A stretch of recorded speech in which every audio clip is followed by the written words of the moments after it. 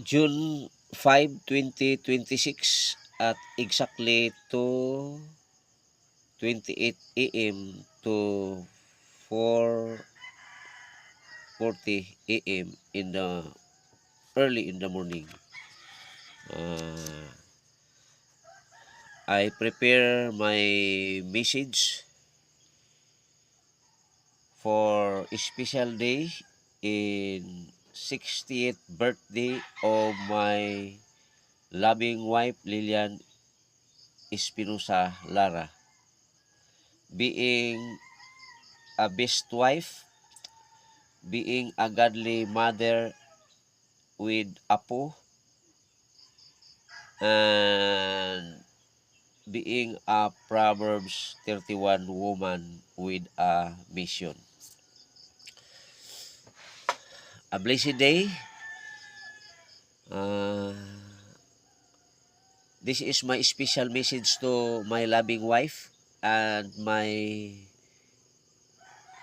children, Charlene James, James Jr., Leon James, David James, and most beloved Aliana Isabel James Lara, our loving apo. Uh, Happy birthday, my loving wife, Lilian Espinosa Lara. Welcome to a new season of life in our marriage life, senior citizen. Welcome. So, ako basahon ang ako ang message. Uh, June 5, 2026 at exactly to 28 in the morning up to 4 o'clock, 4:40 in the morning. Uh, I finished my message for uh, birthday, special day of my loving wife. A message for special day in 60th birthday of my loving wife, Lilian Espinosa Lara, being a best wife, a godly mother with apo, Aliana Isabel James Lara, and being a Proverbs 31 woman with a mission. Your precious life is a gift of me as your husband. A godly wife leads me to become a true Christian. As a man of Christ Jesus, it is your credit, my loving wife Lilian Espinosa Lara, that I became the keeper of the Word of God, doer of the Word of God, and bearer of the authority of Christ Jesus. Whatever we bind here on earth will be bound on heaven, and whatever we allow here on earth will be also allowed on heaven. And Christ's words and commandment, I personally thank God, Abba Father, without you in my life, Lilian Espinosa Lara, my loving wife. Truly, I am a worldly, earthly man. Your life and my life nurtured to become Christ-likeness, and I honor also your parents, Tatay Vicente and Nanay Basing, and your brothers and sisters, whole Cabrera Espinosa Lara, Espinosa family. A godly wife is a crown to her husband. Proverbs 12 verse 4. He who finds a godly, faithful wife is ordained favor from the Lord. Proverbs 18 verse 22. And her husband seated among godly elders of the land. Proverbs 31:23. Because of faithful wife, some 128 verse 3, my wife shall be like a fruitful vine in a very heart of my house, and my children like olives planted all around your table and seed. Lami luto mami. As a mother, of my children, yes, you are the mother of my godly offspring. My thousands generations, our children, Charlene James, James Jr., Leon James, and Debbie James, arise up and call you blessed, and I also your husband, the father of our children, Charlene James, James Jr., Leon James, called you blessed, called you blessed.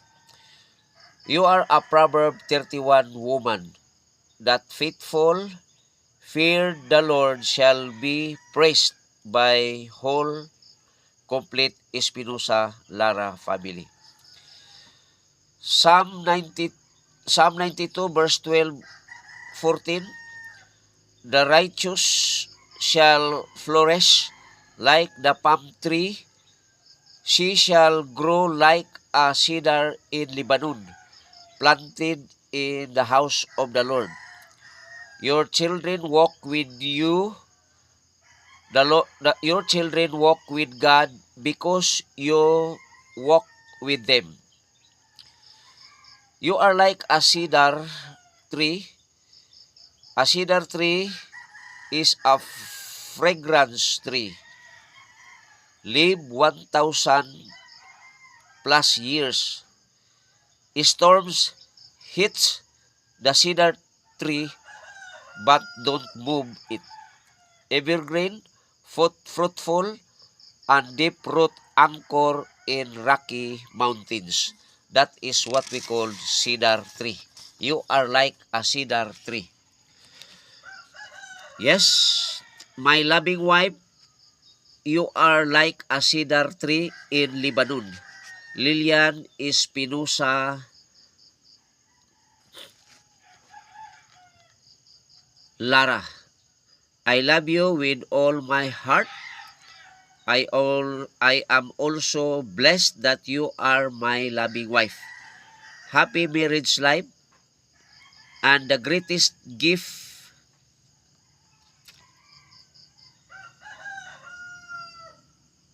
from God in our lives, our children, Charlene James, James Jr., Leon James, David James. Psalm 128 verse 6. Yes, may you see your children's children. Amen. Psalm 128 verse 6. Yes, may you see your children. Amen. Psalm 128 verse 6. Verse 5 ni siya. The Lord God bless you, long, healthy, wealthy, satisfied life with you and whole complete Espinosa Lara family. In your very special, precious day, happy 60th birthday, June 5, 2026. Today is your very precious, special day. It is very precious day to celebrate your birthday, 60th birthday, my loving wife, Lilian Espinosa, sweetheart, mahal ko.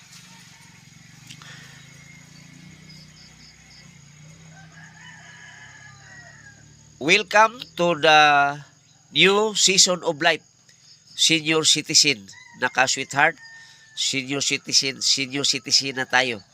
Mga senior na tayo, loving wife. In Isaiah 46 verse 4, even to your old age, I am He, and even to her hairs, I will carry you, says the Lord. God the Almighty, Abba Father,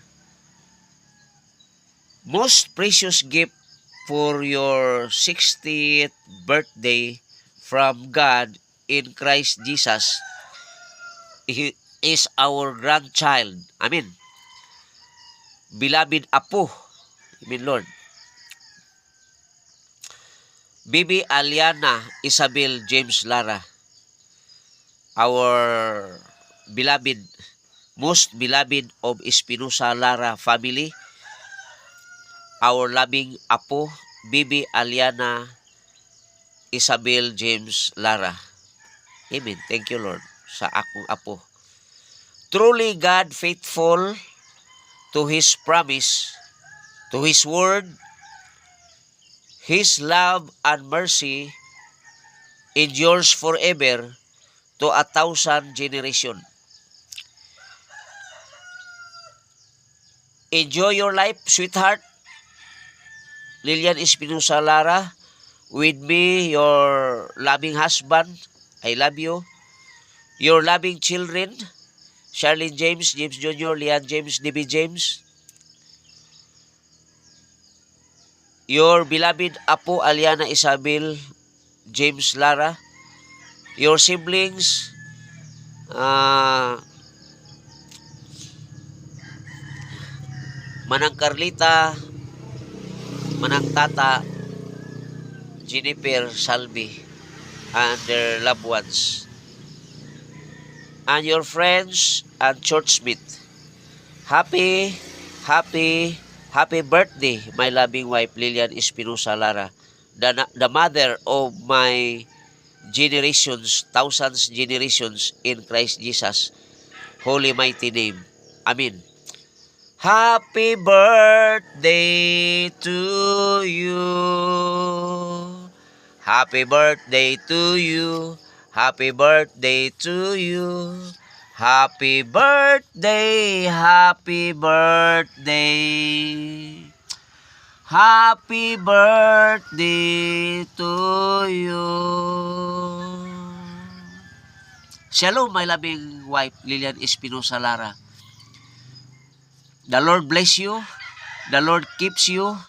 The Lord prolong your life in the name of Jesus Christ. And the Lord will see you, our thousands, our children's children, in the name of Jesus Christ. Father God, we thank you, we bless your name, we glorify your name, for you alone is worthy to receive our thanksgiving, praises, and worship in Christ Jesus. Father, we thank you for today, June 5, 2026, at exactly 2 o'clock to 28 to 5 o'clock. Thank you, Lord, for this early in the morning, Lord, that you wake up me to prepare a message for my loving wife. Father God, we bless your name, we glorify your name, for you alone is worthy to receive our thanksgiving, praises, and worship. Thank you, Lord, for my whole precious gift of life, my whole family, Espinosa Lara family. From me, James M. Lara Sr., my loving wife, Lilian Espinosa Lara, all our children, my children, Charlene James, James Jr., Lian James, David James, and most beloved of our whole family, Bibi Aliana Isabel James Lara. Father, thank you for this precious day of life. And thank you, Lord, for celebrating a precious gift of life, my loving wife. Father, we thank you. May this message of my loving wife, Lord, makahatag sa akong mahal nga asawa o kalipay sa akong tibok pamilya. O salamat Lord nga malipayon kami, magpuyo kami nining kalibutan na in holiness, in righteousness, in faithfulness, full of faith in Christ Jesus alone, obedience of Christ Jesus, and abiding the word of God.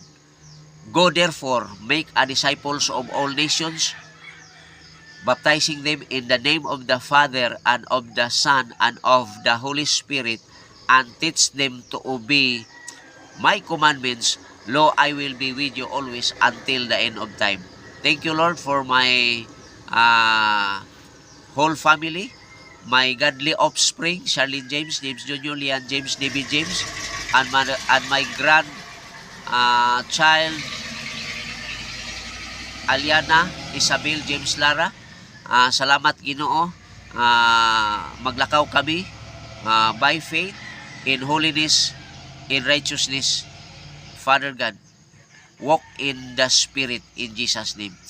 We bring back the glory and honor, for you alone is worthy to receive our thanksgiving, praises, and worship. Happy birthday, my loving wife, Lilian Espinosa Lara. Happy birthday to you. Amen and amen. Thank you, Lord. For there is only one God and one mediator between God and men. The man is Christ Jesus. 1 Timothy chapter 2 verse 5. Acts chapter 4 verse 12. There is no other name given under heaven, only in the name of Christ Jesus, for the salvation of men. 1 John chapter 4 verse 10. 1 John chapter 10 verse 15. Whoever confesses that Jesus Christ is Lord God and Savior, the God the Father is in Him and He is in God. 2 Corinthians chapter 5 verse 17. If anyone is in Christ, he is a new creation. All things passed away, and behold, new things comes. Amen. Amen. Thank you, Lord. Thank you, Father God. Thank you, Lord. Blessed be the name of the Lord now and forever in Christ Jesus. Happy birthday, my loving wife. Happy birthday, sweetheart ko. Thank you, Father God, in Jesus' name. Amen.